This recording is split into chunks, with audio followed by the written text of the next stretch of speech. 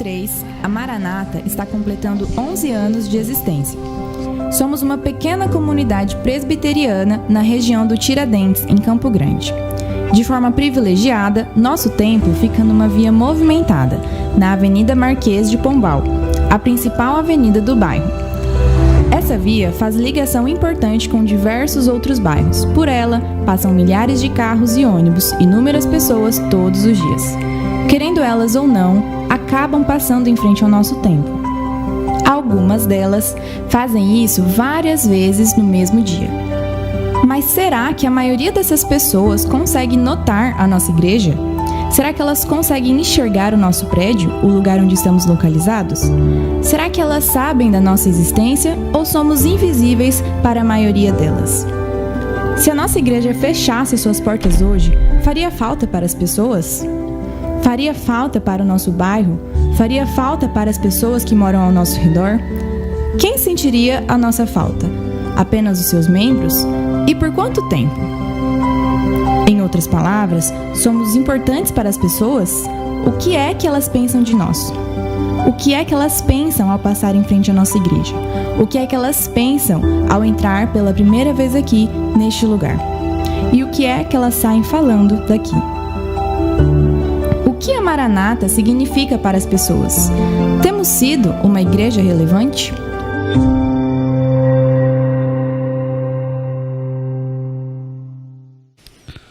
Muito bem, nós estamos aproveitando aí o ensejo do aniversário da nossa igreja no mês de janeiro, para trabalhar agora janeiro e fevereiro, essa temática, uma igreja relevante, né?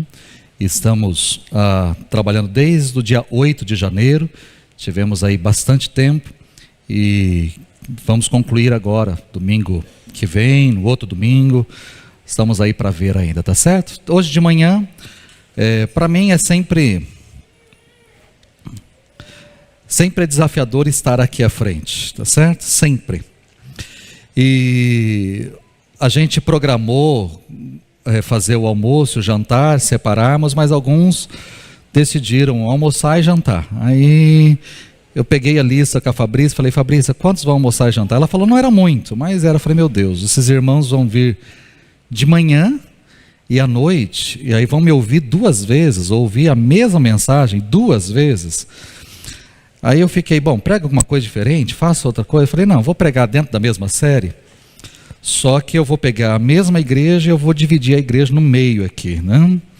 Então hoje pela manhã eu falei sobre essa temática. Aqueles que estiveram de manhã ouviram sobre uma igreja atenta, falando dentro da igreja de Filadélfia, mas falei a respeito de sermos uma igreja atenta, uma igreja que é amada por Jesus, uma igreja que que tem diante dela uma porta aberta, ou seja, está atenta às oportunidades que Deus está dando. E então enfatizei muito mais isso, né? Essa igreja amada e uma igreja que está atenta ao que Deus está proporcionando para ela.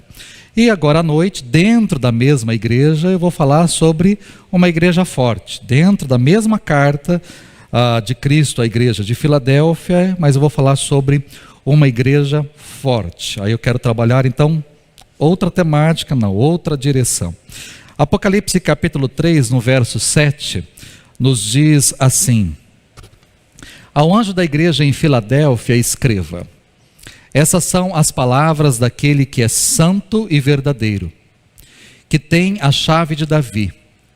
O que ele abre, ninguém pode fechar, e o que ele fecha, ninguém pode abrir. Então, de manhã eu falei sobre essa parte aí. Conheço as suas obras, eis que coloquei diante de você uma porta aberta que ninguém pode fechar. A mensagem da manhã, trabalhei esses primeiros versículos. Aí eu destaco: sei que você tem pouca força, mas guardou a minha palavra e não negou o meu nome.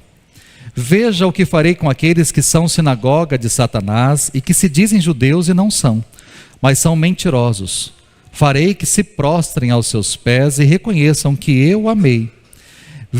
Destaco aí também, visto que você guardou a minha palavra de exortação à perseverança, eu também o guardarei da hora da provação que está para vir sobre todo o mundo, para pôr à prova os que habitam na terra. Venho em breve, retenha o que você tem, para que ninguém tome a sua coroa.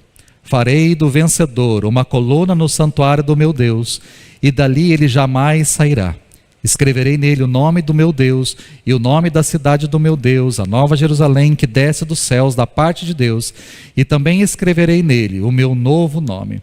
Aquele que tem ouvidos, ouça o que o Espírito diz às igrejas. Muito bem. Eu vou trabalhar apenas 2 partes dessa mensagem. Já trabalhei 3 de manhã, vou trabalhar 2 agora. A primeira coisa que eu quero destacar é a respeito dessa igreja conhecida. O apóstolo João, que é o escritor aí do Apocalipse, estava preso na ilha de Patmos.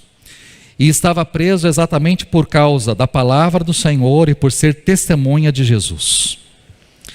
Mesmo preso na ilha, o apóstolo João, teve a oportunidade de receber uma visita especial e ter uma visão gloriosa naquela ilha. Num domingo, diz o texto bíblico, que num domingo, ele se achou em espírito e ouviu atrás de si uma voz muito forte, como um som de trombeta que dizia: escreva num livro o que você vê e envie a essas 7 igrejas: Éfeso, Esmirna, Pérgamo, Tiatira, Sardes, Filadélfia e Laodiceia.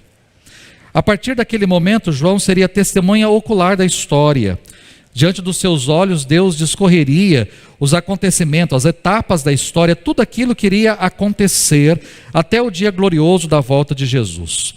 Quando João olhou para trás, se virou para ver quem era aquele que estava falando, de quem era aquela voz, o que ele viu foi algo impressionante. O que ele viu foi alguém, diz o texto bíblico, no capítulo 1, no verso de número 13, voltei-me, para ver quem falava comigo, voltando-me, aí diz, verso 13 diz que eu vi alguém semelhante a um filho de homem, com um veste que chegava aos seus pés, um cinturão de ouro ao redor do seu peito, sua cabeça e seus cabelos eram brancos como a lã, tão brancos quanto a neve, e seus olhos eram como chama de fogo. Seus pés eram como bronze numa fornalha ardente, e sua voz como o som de muitas águas. Tinha em sua mão direita 7 estrelas, da sua boca saiu uma espada afiada de 2 gumes, sua face era como o sol, quando brilha em todo o seu fulgor. Quando João então olha para trás para ver quem é que estava falando com ele, ele tenta descrever a visão que ele teve, ao máximo. Ele tenta mostrar em palavras aquilo que ele estava enxergando com os seus olhos, mas lhe faltaram palavras para descrever aquela visão gloriosa. Quem era aquela pessoa que ele estava vendo? E de fato, ele estava vendo Jesus glorificado, ressuscitado, e ele fica então ali maravilhado com aquela visão. Mas João não apenas viu o Senhor, mas ele viu também a igreja.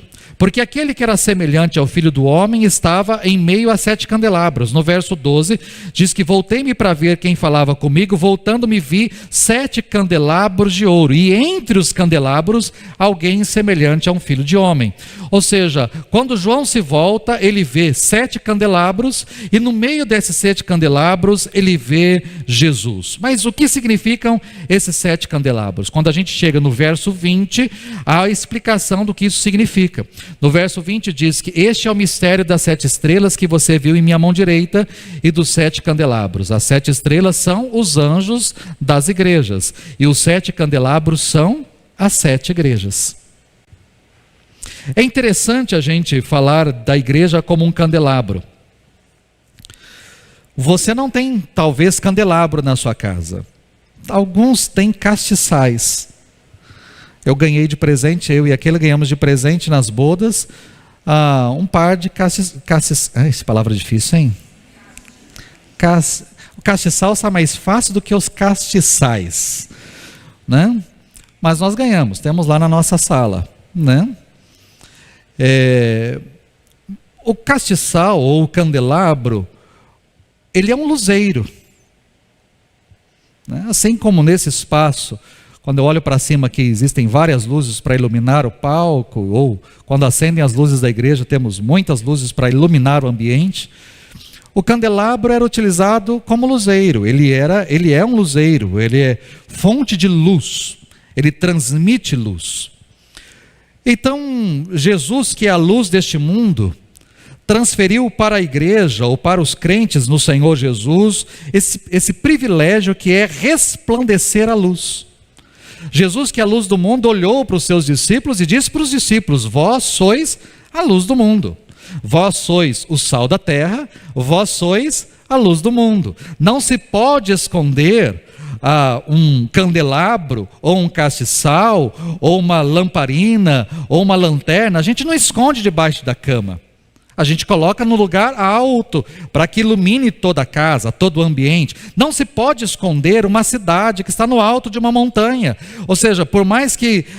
eu estou falando daquela época, imagina hoje, quando você viaja de carro, por exemplo, você talvez venha na escuridão aí da estrada, de repente você percebe uma luz, e aí vai ficando avermelhado o céu, e vai resplandecendo, quando você vê, está diante de uma cidade. Não tem como esconder uma cidade, por causa da sua luminosidade, por causa das luzes urbanas, por causa dos postes de iluminação. Não há como esconder uma cidade.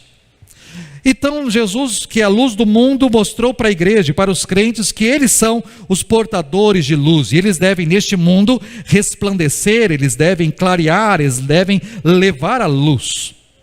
Outro detalhe importante, quando eu vejo essa visão aqui de João, Jesus está no meio da igreja. E isso é algo interessante de notar. Por quê? Porque ninguém verá o Cristo da glória fora da igreja. Ninguém verá a Jesus em glória, senão por meio da sua igreja que está aqui na terra.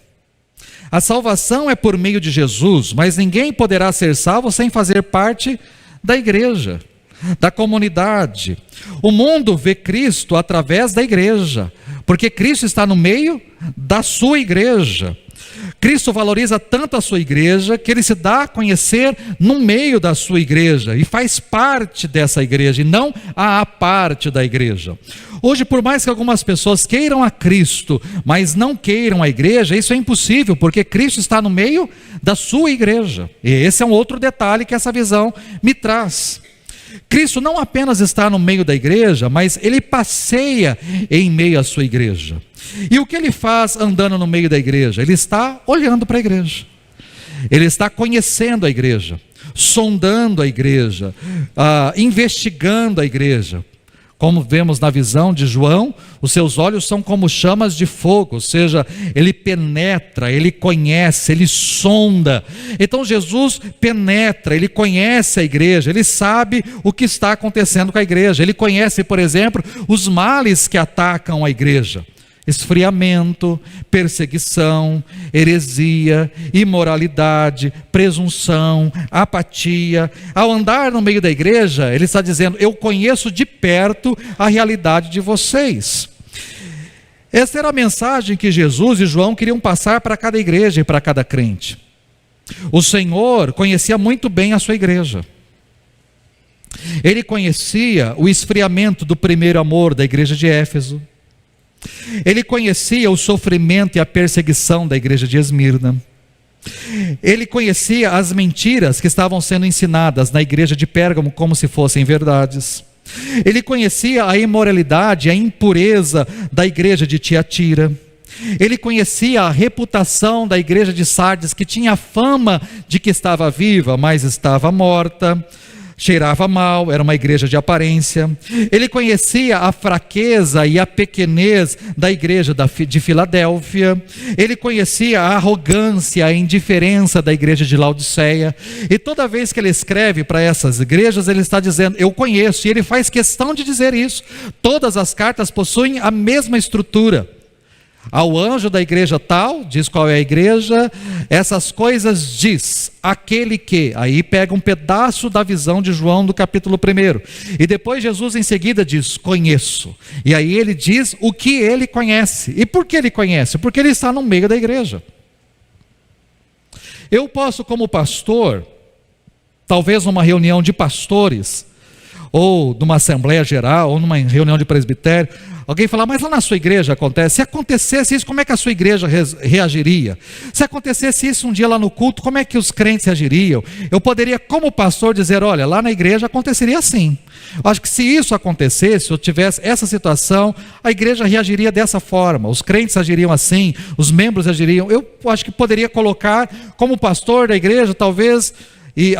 esse é o 8º ano aqui, talvez eu poderia dizer, olha, eu conheço a comunidade que eu estou ali, ela agiria dessa forma, ela agiria desse jeito, as coisas funcionam assim, isso daria certo, isso não daria, isso seria bom, isso não seria, porque como pastor eu conheço, mas o meu conhecer não se compara ao conhecer de Jesus.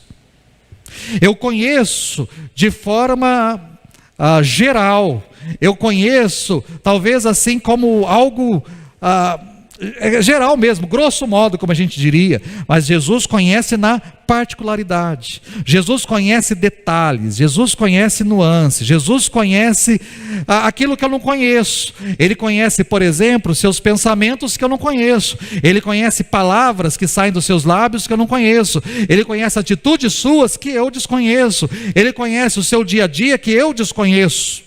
Ele conhece, não tem como esconder, não tem como fingir, não tem como usar uma máscara, não tem, porque Ele conhece plenamente, Ele sabe detalhes, Ele conhece exatamente o que tem que ser conhecido.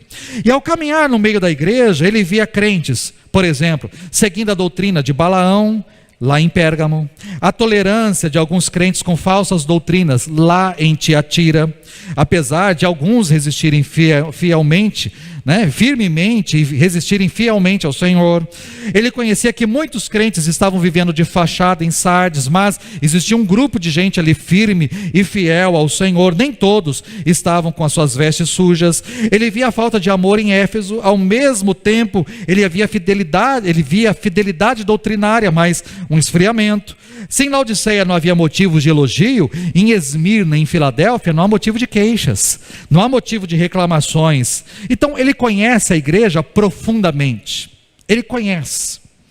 Ao apontar para os erros e para os deslizes dos membros das igrejas, dessas 7 igrejas, o objetivo de Cristo era trazer esses membros ao arrependimento, era trazer essas pessoas para perto dele. Como um pai amavelmente corrige o seu filho, corrige o rumo para ele não errar, aqui Jesus também está corrigindo exatamente o rumo que os seus filhos estão tomando, aquilo que eles estão fazendo de errado. Então ele está corrigindo o rumo, mas dizendo para os seus amados, venham para mim, voltem-se para mim, voltem os olhos para mim, voltem à prática das primeiras obras, voltem àquilo que vocês eram, voltem, é tempo de se arrepender, é tempo de voltar-se. É essa a mensagem de Jesus. E para aqueles que permaneceram firmes, fiéis, a mensagem é: permaneçam firmes, até a morte de vocês ou até a minha vinda, mas permaneçam firmes, permaneçam fiéis, para que ninguém tome a coroa de vocês, e para que vocês naquele dia recebam a coroa de vida eterna. Então fiquem firmes, fiquem fiéis. Ou seja, a cada igreja Jesus conhecia algo específico, a cada igreja Jesus chamou ao arrependimento aquelas que precisavam, ou pediu para que se mantivessem fiéis, aquelas que podiam se manter fiéis, e Jesus então faz um convite no final de todas as cartas, dizendo: quem tem ouvidos, ouça o que o Espírito diz às igrejas. Ou seja, eu estou pregando a 7ª mensagem. Então, em cada mensagem, Jesus está dizendo para mim e para você: quem tem ouvidos, ouça o que eu estou falando aqui. Quem tem ouvidos para ouvir, ouça essa mensagem, ouça essa palavra, arrependa-se daquilo que tem que se arrepender, volte-se naquilo que tem que voltar, mas é tempo. Este é o convite que Jesus faz para cada um de nós, porque Ele nos conhece, assim como Ele conhecia a igreja da Filadélfia. Mais um segundo e último detalhe: a igreja de Filadélfia não era apenas uma comunidade conhecida pelo Senhor. Aparentemente ela não era forte, numericamente ela não era forte.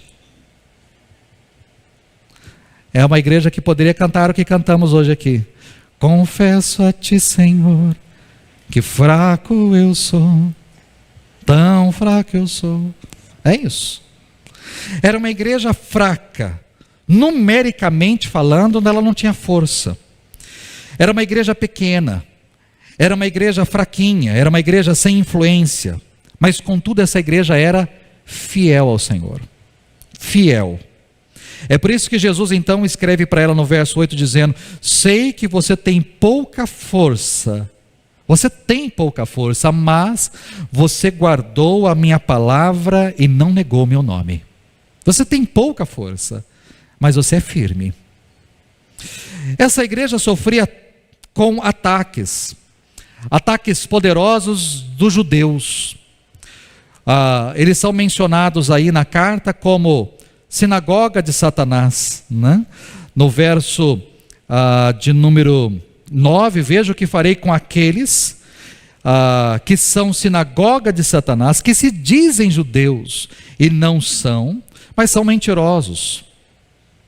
Os judeus atacavam essa igreja porque eles se diziam: nós somos o verdadeiro povo de Deus, nós somos os escolhidos de Deus, nós somos aqueles que nós viemos de Abraão, nós somos descendentes de Abraão, nós temos a herança, nós temos a promessa de Deus sobre as nossas vidas, nós somos o verdadeiro povo de Deus. Vocês não são povo de Deus, vocês não fazem parte do povo de Deus. Então, ali aquela igreja teve que aprender a lidar com as suas próprias fragilidades internas, mas também com essa ameaça externa que eram judeus. Os judeus estavam presentes em Filadélfia e eles delatavam os cristãos. E a menção de Satanás aqui é interessante, porque a palavra Satanás é a palavra acusador. Então, quando Jesus diz que eles eram sinagoga de Satanás, ele está dizendo: esse povo que se diz meu povo, mas não é o meu povo, esse povo acusa vocês, esse povo aponta para vocês, acusa vocês, mas eles não são meu povo, eles não são meu povo, eles não me pertencem. Eles não me pertencem, são mentirosos. Alguns judeus tinham acesso a autoridades civis, influência na sociedade, utilizavam-se dessa influência, do prestígio, para perseguir os cristãos que eram presos, que eram torturados, que eram mortos. A igreja de Filadélfia então se sentia fraca, e Jesus faz questão de enfatizar a sua pouca força diante das autoridades, dos grupos, dos opositores, dos inimigos que se levantavam contra ela. Mas ao mesmo tempo que essa igreja era fraca, era uma igreja que tinha uma força fora do comum. Era fraca talvez na influência, era fraca em números, era fraca no seu espaço, era fraca na sua questão aquisitiva, mas ela era forte. Ela podia ser fraca na sua localização, fraca no seu espaço físico, fraca na sua influência, fraca no seu poder aquisitivo, mas era forte na palavra. Era uma igreja forte na palavra, e por 2 vezes Jesus se refere a isso. Vocês guardaram a minha palavra, vocês permaneceram firmes na minha palavra, vocês perseveraram na palavra. Então era uma igreja que tinha uma resistência, uma força na palavra de Deus, nos preceitos de Deus, naquilo que o Senhor tinha entregue a ela. A força e o poder que essa igreja possuía estava ligado à palavra de Deus.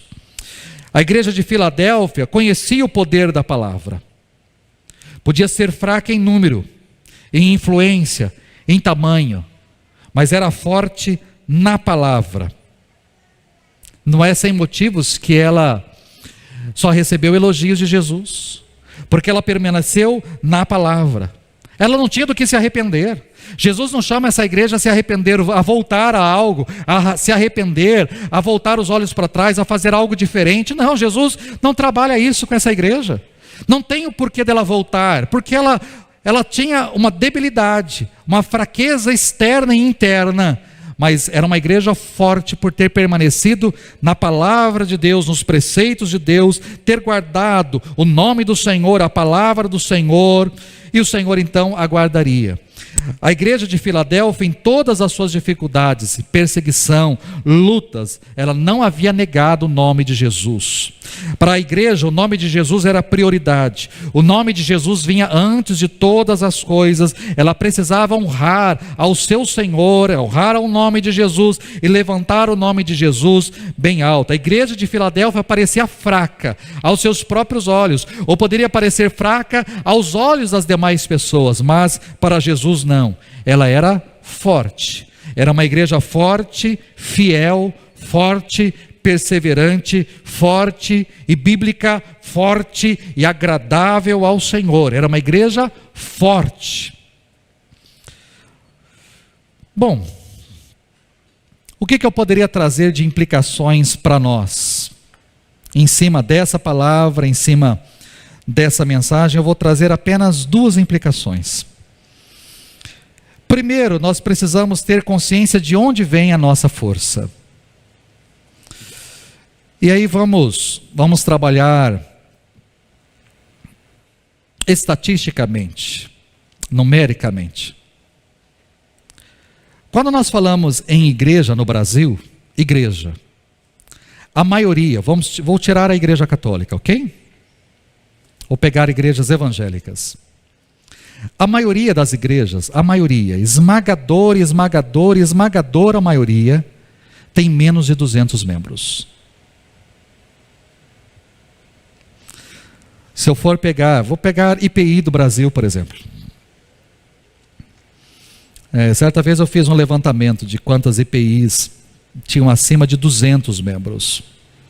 Nós temos quase 600 igrejas no Brasil.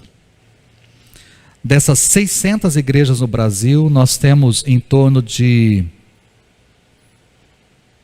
40 igrejas acima de 200 membros. Nosso presbitério, por exemplo, essa é a única. Somos 4, essa é a única. No Mato Grosso do Sul, tirando Primeira de Dourados, Primeira de Naviraí, não sei como é que está a situação de Amambai hoje,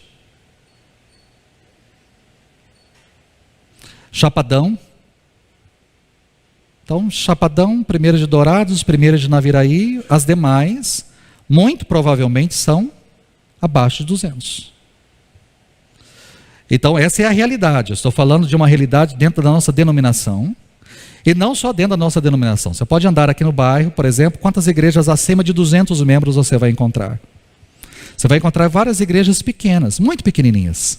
Você pode virar aqui, depois do Pires, você vai encontrar 2 igrejas pequenas. Você vai aqui mesmo na frente, em direção ao antigo Extra, você vai passar por umas 2, 3 igrejas aqui, são bem pequenininhas.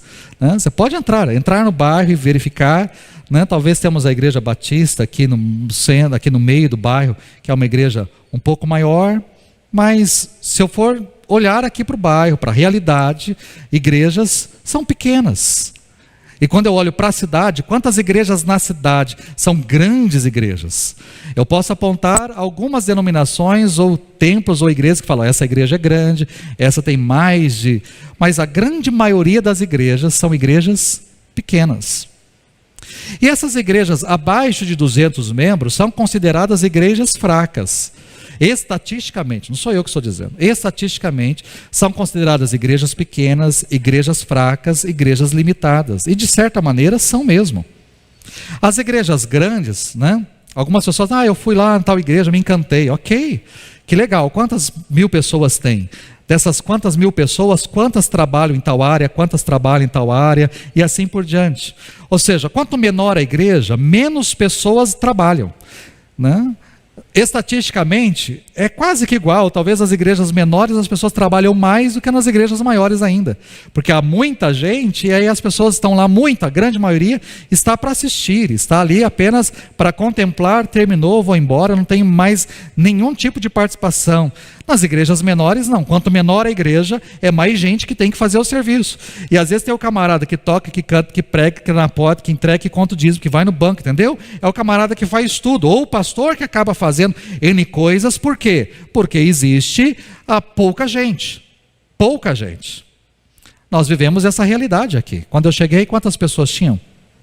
Há 8 anos, quantas pessoas estavam na igreja? O louvor, como era pequeno, quantas pessoas cantavam, no palquinho, aqui na lateral, os presbíteros estão aqui, os irmãos mais antigos estão aqui, as pessoas que trabalhavam e serviam, algumas continuam trabalhando e servindo, e glória a Deus por isso, novas chegaram hoje. Fiquei feliz de ver tanta gente envolvida, e gente que nem é membro, e envolvida, e participando, limpando, e lavando, e arrumando, coisa boa, coisa bonita. O que eu fiz? Basicamente nada, eu fiquei no pós, no limpar aqui, no ajudar aqui, no guardar aqui, no pós, mas antes eu estava aqui, e enquanto eu estava pregando pregando aqui, pessoas, ou por exemplo, enquanto eu estou pregando aqui, pessoas ministrando para as crianças, mas lá na cozinha tem pessoas trabalhando e preparando o jantar, ou pessoas na parte técnica, ou pessoas que subiram para cantar, ou pessoas que estavam à porta, ou seja, muita gente trabalhando e a gente louva a Deus por isso. Mas, quanto menor a igreja, é mais difícil. E as igrejas se sentem limitadas, se sentem fracas, elas se sentem, elas não têm poder. São igrejas que não têm influência. As igrejas grandes decidem. As igrejas grandes têm nomes, têm pessoas influentes lá dentro, pessoas que podem, pessoas que mandam, pessoas que estão nos lugares estratégicos da sociedade e que acabam determinando o rumo, inclusive do povo de Deus, ou das decisões que tem que ter feito, que relacionam o povo de Deus. Mas as igrejas menores acabam nem participando, ou nem não assistem, não fazem nada, porque não tem voz, não tem voto, não tem vez, não tem poder, não tem autoridade, não tem, por causa da sua limitação. Como pastor, eu fui pastor de igrejas grandes e igrejas pequenas. Eu fui pastor da 2ª IPI de Ourinhos, no tempo de congregação, com meia dúzia de pessoas, depois 20 pessoas, 30 pessoas, 40 pessoas, depois fomos para Salto Grande, chegando também ali com 30 pessoas, 31, 33 pessoas, uma coisa assim, saindo com 130 pessoas, fomos para Maringá, 130 pessoas, a igreja cresceu até 200 e pouco, quase chegou a 300, saímos de Maringá, Deus nos levou para Dourados, aí a igreja era maior, tinha 700 membros na época, e foi crescendo. Quando saí de Dourados, 3 anos depois, a igreja já estava beirando os 1.800, ganhou 1.000 membros em 3 anos, que para nós tinha sido, que coisa, né?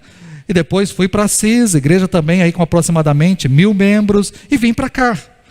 Não? Vim para cá. Eu lembro que quando eu cheguei aqui na reunião do presbitério, comendo aqui no salão, a reunião do presbitério foi aqui, comendo aqui no salão, um dos pastores daqui que estavam na cidade, não está mais, mas um dos pastores chegou a mim e falou assim: eu nunca sairia de uma igreja grande como você estava para vir para uma igreja pequena. Olha só o preconceito. Eu nunca faria isso. O pastor hoje não está em igreja nenhuma. Queridos, porque os próprios pastores têm preconceito, as pessoas têm preconceito, aquela igreja é muito pequena. Talvez algumas pessoas passam por aqui e falam: eu achei a igreja muito pequena, eu quero igrejas maiores. Mas eu conheço gente que vai em igreja grande e fala: não, a igreja é muito grande, não gosto de tanta gente assim, eu prefiro igreja pequena. Glória a Deus por isso. Tem que existir as grandes e tem que existir as pequenas. Mas as pequenas acabam se achando diante de Deus enfraquecidas. Às vezes nós olhamos e falamos: mas a gente não tem condições, nós não temos força, nós não temos poder aquisitivo. Lógico, como pastor, eu gostaria de fazer muitas coisas. Se eu tivesse dinheiro, se eu tivesse dinheiro, né? Nenhum irmão joga na Mega Sena e ganha, dá dízimo aqui na igreja, né? Mas irmão, se eu tivesse dinheiro, né? O que daria para se fazer? O dinheiro dá para fazer muita coisa, muito movimento, muito evento, muita coisa, mas talvez esse muito não agradaria a Deus.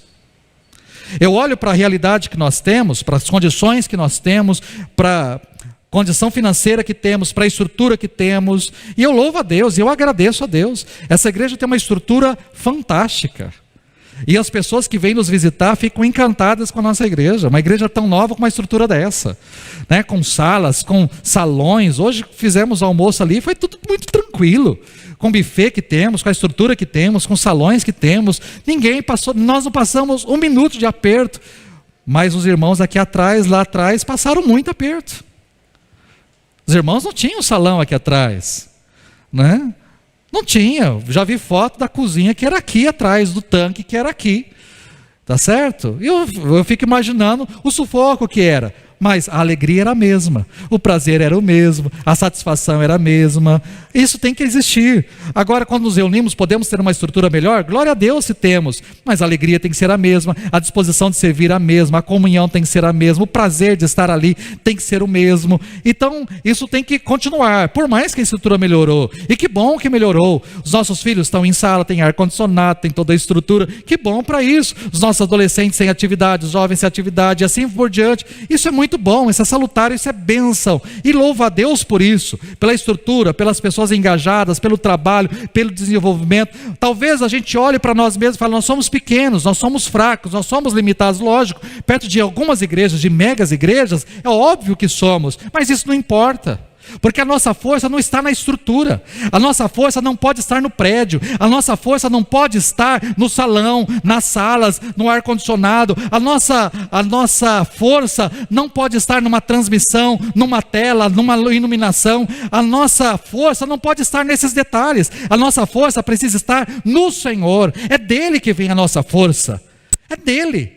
E nós precisamos ter consciência disso. A partir do momento que nós nos sentimos fortes e nós nos sentimos capazes, acontece aquilo que aconteceu e que os irmãos verão semana que vem com a igreja de Laodiceia. É isso que acontece. É a igreja que bate no peito e fala, eu sou rica e abastada e não sinto falta de nada. É a igreja autossuficiente, é a igreja arrogante, é a igreja de Laodiceia. Essa igreja aqui, ela bate no peito e olha para baixo dizendo, eu sou fraca, eu sou miserável, eu não consigo. E Jesus levanta o rosto dessa igreja para dizer assim, lógico que não. Porque a força que você tem não está em você mesma, não está na sua estrutura ou na sua influência. A força que você tem está em mim. A nossa força, queridos, tem que estar no Senhor. É dele a nossa força, é dele que vem. Quando nós nos sentimos fracos, incapazes, limitados, nós precisamos olhar para o Senhor e enxergar a força que vem do Senhor para as nossas vidas. É Ele que nos fortalece, é Ele que nos capacita, é Ele que nos dá condições de viver.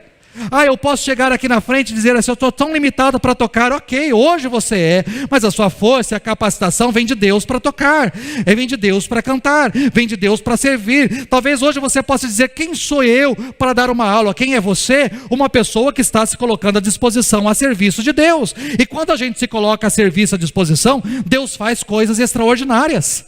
Quem era Moisés? Ninguém. Era um gago, pesado de língua. Quem era Moisés? Mas Deus falou, toma o cajado, Moisés, vai e faz o que tem que fazer. Não é você, cara, sou eu que vou à frente, sou eu que faço.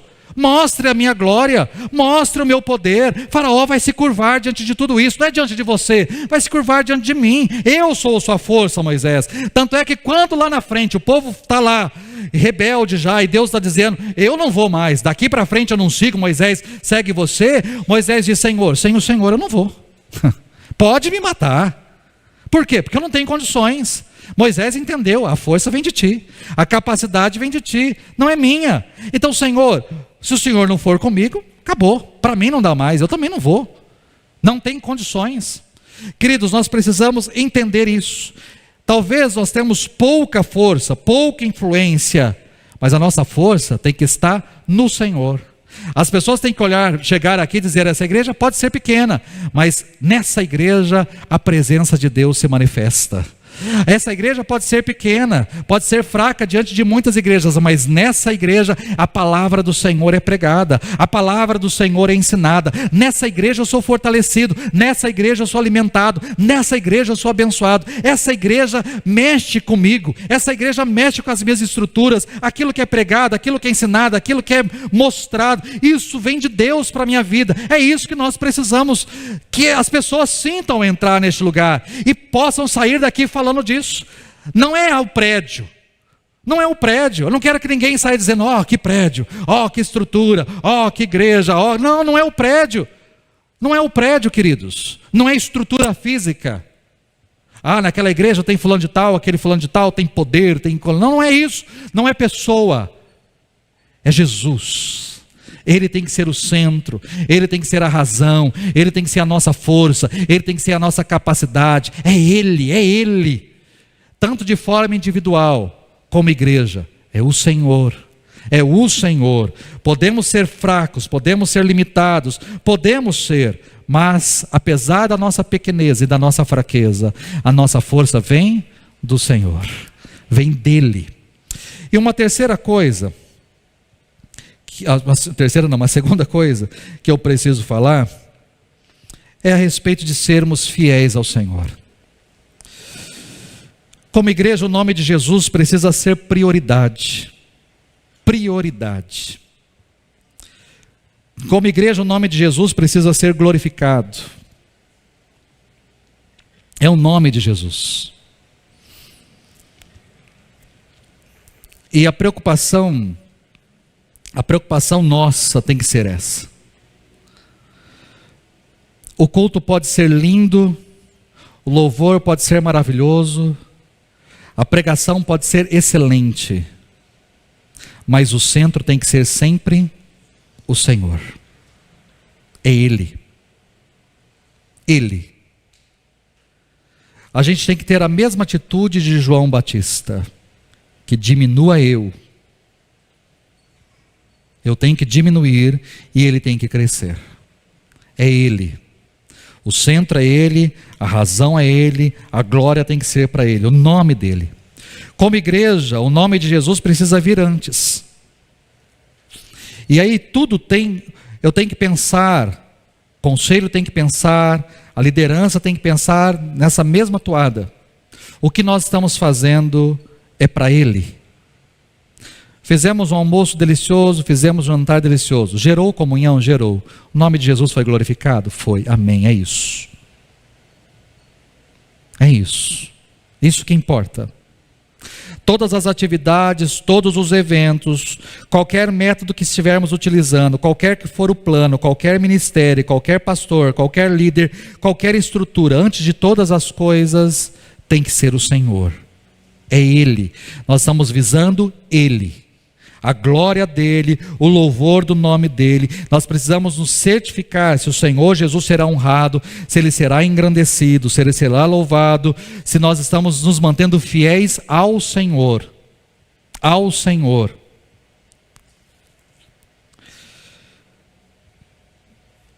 Existe uma frase que eu quero colocar aí do Paul Pierson. Paul Pierson, certa vez no seminário Fuller, lá nos Estados Unidos, ele relatou isso daí. O Evangelho chegou à Europa como um movimento. Ao vir para os Estados Unidos, o Evangelho virou um empreendimento. Ao chegar ao Brasil, se tornou um evento. Isso é forte. Porque o Evangelho no Brasil muitas vezes é só um evento. E essa é a preocupação. Essa é uma grande preocupação. A gente pode viver aquilo que eu falei para você. Se eu tivesse dinheiro, a igreja tivesse dinheiro, talvez a gente faria muitos eventos. Como muitas igrejas fazem muitos eventos, mas é de evento em evento. É só evento. E aí é quase que um trocadilho, né? O evento se torna só vento. É vento. O evento é vento. Não há mudança, não há transformação, não há um aprofundamento. É só um evento. A gente pode ter eventos. Não sou nada contrário, não tenho nada contrário a eventos. Mas o evento ele pode ser só uma faísca, um gatilho, mas tem que haver continuidade, e Deus tem que trabalhar na continuidade. Os nossos adolescentes vão, daqui a pouco vou orar com eles aqui, eles vão para o Teen Street no próximo final de semana. De quinta para sexta sairemos de madrugada aí, e vamos viajar e chegar lá em Maringá, sexta-feira, sábado, domingo, segunda, terça-feira. Vários dias de evento, evento. Pegada, os nossos filhos vão viver momentos deliciosos, de um louvor, de uma pegada extraordinária, de uma estrutura gigantesca, um louvor gigantesco, muita gente, uma pegada, música, dança, atividade esportiva, muita coisa. Eles vão voltar de lá e eu estou imaginando como vão voltar de lá, mas pode ser só um evento. Só um evento. E a gente precisa aprofundar isso. Eles não podem só participar e ter uma festa, e só festa. Precisam de vida, de vivência, de crescimento, de aprofundar, de criar raízes, de prosperar, de avançar. Porque senão, sabe, às vezes lá em casa, com a chuvarada pessoalmente, na grama lá de vez em quando surge uns matinhos mais altos lá, uns trequeiros. Mas você vai lá e faz assim, ó, tchuc, sai tanta facilidade. Tem uns que, para você tirar, você tem que puxar e às vezes não sai. Negócio, porque tem raiz, finca, garra, gruda, cresce. Agora tem uns lá que você só faz assim, puxa, ele sai rapidinho, porque a raiz desse tamanho está grande, cresceu, mas você faz assim, a raizinha é desse tamanho. Os nossos jovens adolescentes não podem ser assim, porque senão é só vento. Veio o evento, cresceu, nossa, chuvarada, a gota desse tamanho, mas no que puxa, raizinha desse tamanho assim. Esse é o mal dos eventos, porque tem toda uma pegada, toda uma estrutura, mas acabou. Amanhã é segunda-feira, acabou, normal, voltou ao normal. Ou seja, eles passam lá sexta, sábado, domingo, segunda, terça, voltam, quarta-feira, normal, aula normal, escola normal, e aí, vida que segue normal? E o que acontece? Qual o resultado? Qual é o pós disso daí? Então, tudo isso tem que ser a gente pensar. Porque quando eu falo em nome de Deus, em fidelidade, em sermos fiéis, estou falando de compromisso. Sermos comprometidos, ter compromisso. Compromisso com o Senhor, compromisso com o Evangelho, compromisso com a palavra, compromisso com Deus, compromisso.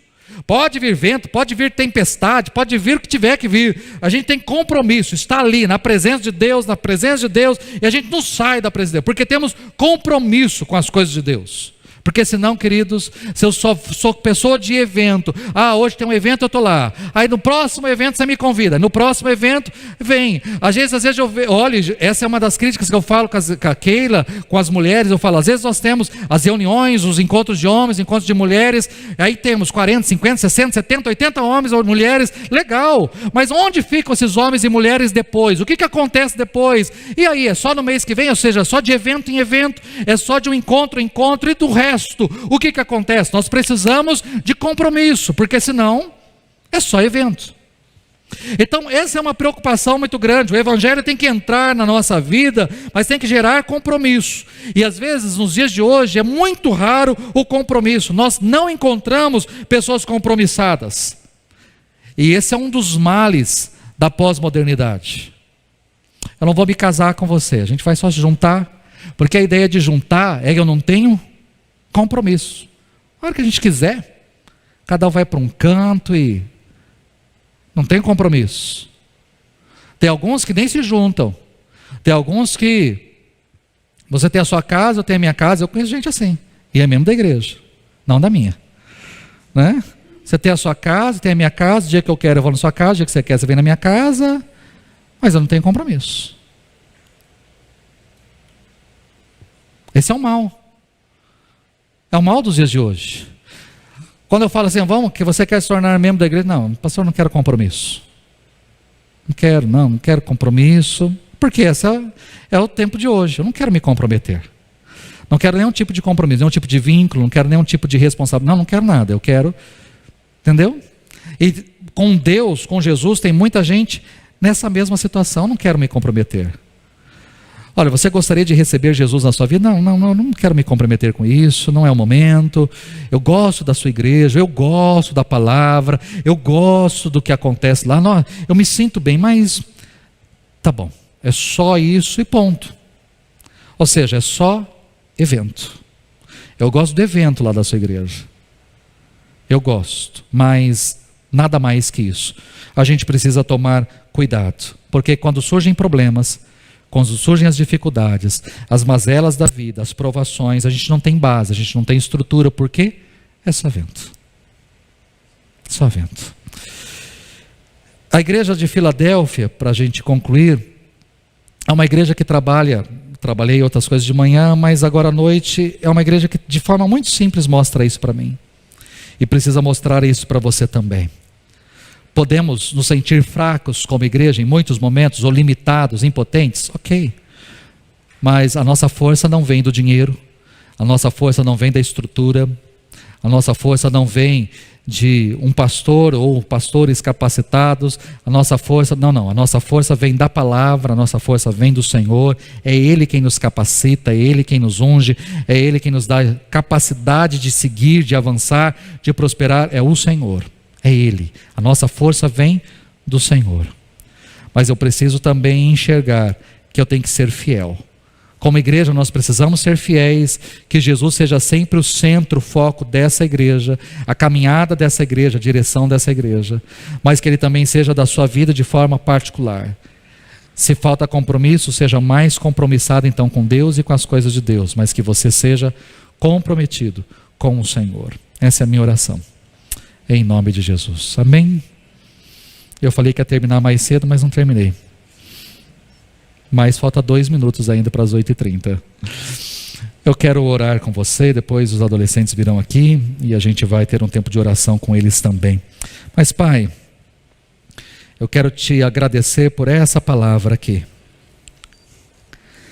Nós às vezes, Deus, somos fracos, limitados como igreja, mas nós não dependemos de estrutura, não dependemos de nomes, de renomes, de sobrenomes, de dinheiro.